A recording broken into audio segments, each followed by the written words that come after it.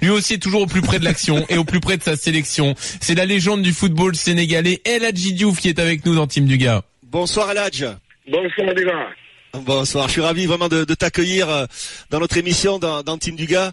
El Hadj, on voulait t'avoir pour parler bien évidemment de la sélection sénégalaise à la Coupe du Monde. Comment tu vois cette équipe sénégalaise se comporter? Je rappelle le groupe Pologne, Japon, Colombie. Moi je dirais qu'on a le groupe le plus dur. Déjà le groupe le plus dur parce que tout dépend de l'attente que les Sénégalais et surtout l'Afrique attendent de cette équipe-là. Et qu'aujourd'hui, ce qui met plus la pression, c'est de voir que cette équipe-là est toujours, on le compare toujours à l'équipe de 2002. Et c'est une pression supplémentaire. Dugarry peut m'en témoigner, comme quoi, on peut peut-être la comparer avec l'équipe de France 98, mais ce sera jamais la même, parce que l'équipe de France 98,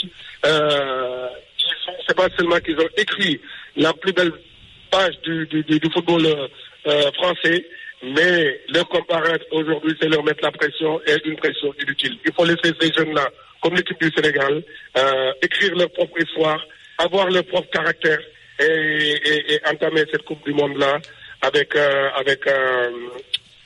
beaucoup de rigueur et surtout beaucoup de caractère. C'est vrai, mais il y a du potentiel à l'âge quand même. On parle tout le temps de Sadio Mané. Il y a aussi Keita Baldé, Koulibaly derrière. Il y a de bons joueurs. Ouais, mais n'oublions pas que les individualités ne font pas une équipe. Christophe peut le témoigner. L'équipe de France avait gagné en 98 parce que c'était une équipe. Mais l'équipe de 2006 peut-être qu'elle avait plus de qualité. L'équipe de 2006 en Allemagne peut-être qu'elle avait plus de qualité quand ils ont perdu.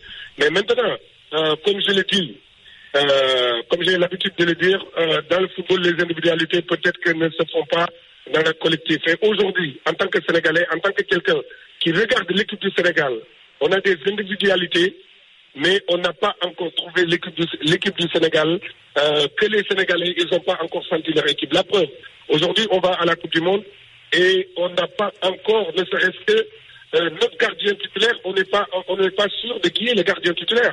Tout récemment, j'ai entendu parler de Diallo qui joue à Rennes et qui se dit que lui, dans sa tête, il est numéro 1 et il va faire la Coupe du Monde parce que l'entraîneur n'a pas encore tranché, le staff technique n'a pas encore tranché. Non, et Christophe Dugarry peut le témoigner qu'une équipe, les Lassar doivent savoir sa place, les autres joueurs, les joueurs qui doivent jouer doivent savoir leur place et les porteurs d'eau aussi doivent savoir leur place. Et c'est comme ça qu'on va gagner un tournoi et surtout, c'est comme ça qu'on va progresser dans un tournoi. Tu en veux à Aliou Cissé, pourtant qui fait du bon travail avec cette équipe du Sénégal. Tu penses qu'il n'a pas pris les bonnes décisions? Qui était ton capitaine en 2002. Hein. Non, je lui en veux pas, mais je suis choqué pour quelqu'un qui a joué au football et qui a côtoyé le haut niveau et que ce qu'il a appris dans le haut niveau, aujourd'hui, il n'essaie pas de l'apprendre à ses joueurs. Parce que aujourd'hui, en tant que Sénégalais, aujourd'hui tu viens ici, tu fais un micro-trottoir, tu vas un peu partout, il n'y a personne qui va te parler des 11 titulaires de l'équipe du Sénégal. Ouais. Il y a un problème. Ouais. Et Chris, et nous, avant notre match contre la France en 2002, 6 mois avant, on savait 9 ou 10 jours qui vont jouer. Ouais, il y a un problème de continuité donc dans cette sélection. Il y a un problème de continuité. Et que là où je vais alerter les Sénégalais, et là où je vais alerter le monde du football, c'est comment on s'est qualifié. On ne s'est pas qualifié en battant des équipes comme le Ghana ou des très bonnes équipes africaines. Non, il y a eu Madagascar et ensuite Burkina Faso, Cap-Vert, Afrique du Sud. En battant le Burkina Faso, on s'est qualifié devant le Burkina, devant le Cap-Vert, Madagascar, des équipes comme ça, excusez-moi. Oui, donc faut rester prudent, d'accord, tu calmes les choses. Non, mais c'est intéressant de t'entendre. J'espère que les joueurs vont trouver le match de référence et vont se trouver à la Coupe du Monde dès le premier match contre la Pologne. Et demain, c'est un test dur aussi parce que demain, on a un très grand match contre la Croatie. Oui, en préparation. Ouais. Justement, c'est un groupe qui est difficile, mais qui est homogène quand même. Est-ce que tu penses que cette équipe du Sénégal va sortir des poules? Franchement, Christophe, tu sais, en 2002, personne ne voyait le Sénégal sortir parce qu'on était dos au mur, on n'avait rien à n'a prouvé. On jouait contre des grandes nations du football, Danemark, France et Uruguay. Et on est sorti premier de notre groupe. Donc, pour te dire seulement, le football nous réserve toujours des choses. Mais maintenant, là où je me dis que il y a une piège, c'est que tout le monde croit que ce groupe est facile. Et tu sais que toi, en tant qu'ancien joueur, en tant que joueur qui a joué en tant que joueur classe mondiale, tu sais que c'est plus dur de jouer contre les soi-disant faibles. Ouais, c'est vrai. Donc moi, je me méfie et je sais que c'est pas encore gagné d'avance. Alors, ça, je le sais. J'ai bien compris. Parce que depuis que je regarde cette équipe-là, par expérience, on n'a pas encore de match de référence. Je sens pas nos joueurs. J'ai regardé le dernier match contre le Luxembourg. Il reste du boulot à faire, mais à une semaine d'une Coupe du Monde, s'il reste du boulot à faire, je peux m'inquiéter en tant que quelqu'un qui connaît le football quand même. Bien sûr, bien sûr. El Hadji Diouf avec nous dans Team du Gars sur RMC, ancien joueur de la sélection sénégalaise, légende du football sénégalais. El Hadji, alors j'ai bien compris le message. L'important c'est l'équipe, il faut réussir à jouer ensemble. Il n'empêche, il y a quand même un joueur qui sort du lot, qui a disputé la finale de la Ligue des Champions avec Liverpool. C'est Sadio Mané. Est-ce que tu penses que ça peut être la révélation de cette Coupe du Monde? Sadio, c'est pas, je dirais pas, ce sera pas une révélation. Et là, du tout, c'était une révélation parce que quand je jouais à la Coupe du Monde, je jouais à Lens.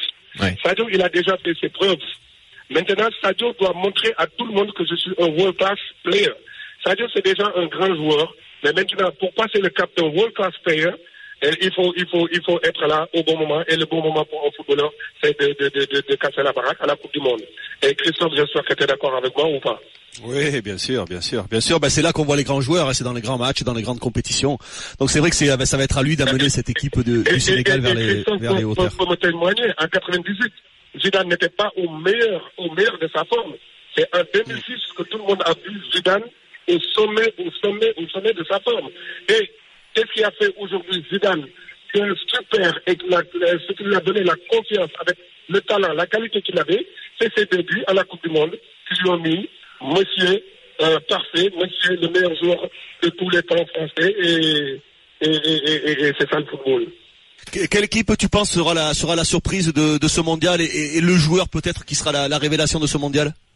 Moi je dirais que le joueur, de toute façon, le joueur que j'aime et le joueur que je sais qu'il va me faire plaisir, et le joueur que je sais que cette année il va mettre tout le monde d'accord, moi je dirais que c'est Messi. Ah, ce sera la Coupe du Monde de Messi selon toi. Bah écoute, très bien. Ce sera la Coupe du Monde de Messi. Mais après, l'équipe surprise et l'équipe que personne n'y attend, moi je dirais que c'est la Belgique. Ok, bah écoute, on note ces pronos et on vérifie ça, El Hadj, et puis on se rappelle. On te rappellera. Merci en tout cas, merci pour ta disponibilité, et bah écoute, c'est toujours un plaisir. Merci la famille. Merci la légende. Merci la légende, à bientôt. Merci le bonjour à Roland Courbis aussi. Ça marche, on lui transmet à coach. Salut El Hadj. Merci la famille. Salut El Hadj. Merci Christophe. El Hadji Diouf, donc la légende du football sénégalais, qui remercie la famille Team du Gars, bien sûr.